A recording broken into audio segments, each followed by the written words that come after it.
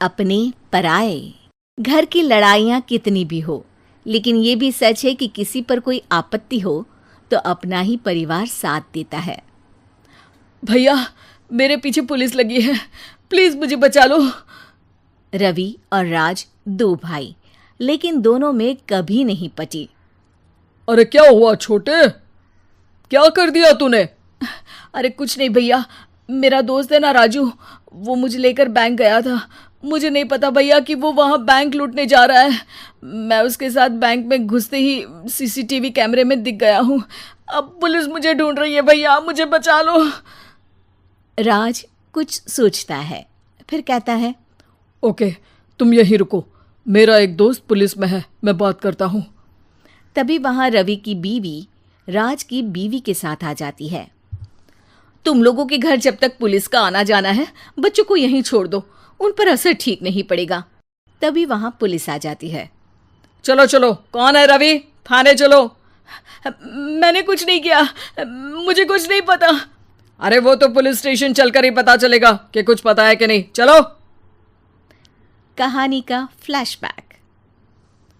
भैया, मुझे मेरे मकान में हक चाहिए ही चाहिए। अरे लेकिन छोटे, अभी मेरे बच्चों पर काफ़ी खर्चा है, तेरी भाभी की भी तबीयत ठीक नहीं रहती, बजट बिल्कुल नहीं है कि मैं अलग होकर रहूं। देख लो भैया, 1 महीना है तुम्हारे पास, जल्दी से घर खाली कर दो। अरे कैसी बात कर रहे हैं भैया, मेरे शरीर में अभी इतनी हिम्मत भी नहीं कि घर को खाली करे। तो क्यों अपना पोषण बेचा भाभी? अरे तुम तो जानती हो, पिताजी की बीमारी के कारण उन्हें हमारी ज़रूरत थी, कैसे आते पैसे।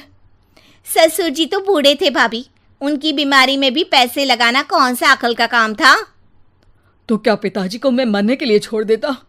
अरे रवि, तू तो समझ, पापा को हमारी ज़रूरत थी, उन्होंने हमारे लिए हर वो काम किया जिससे हमें खुशी मिले। बैक टू रवि, जो जेल में बैठा है। ये मैंने क्या कर दिया था?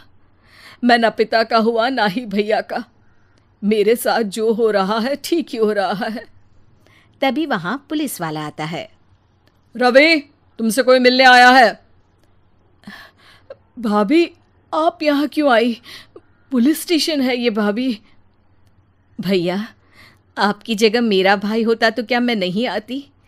अच्छा, ये खाना ले लीजिए, खा लीजिएगा।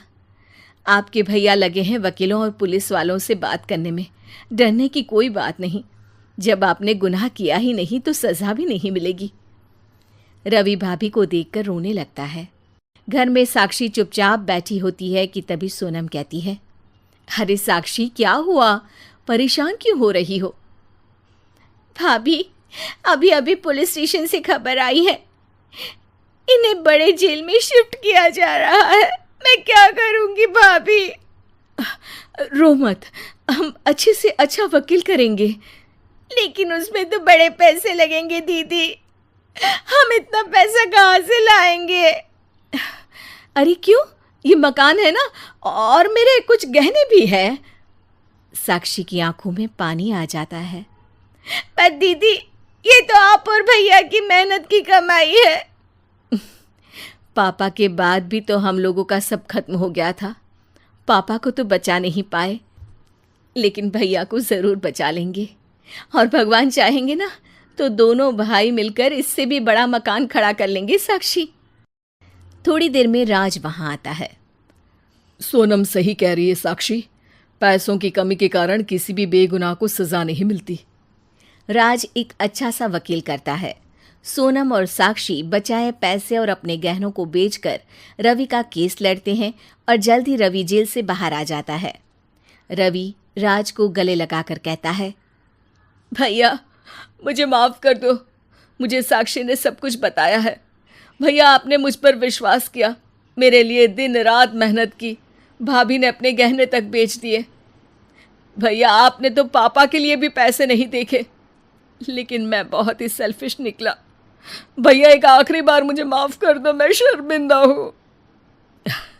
अरे भाई, अपने तो अपने ही होते हैं, पापा ने हमारे लिए क्या नहीं किया ये तुम्हें बताने की ज़रूरत नहीं है मुझे। और फिर तू तो मेरा भाई है, पैसे से बढ़कर रिश्ते होते हैं भाई।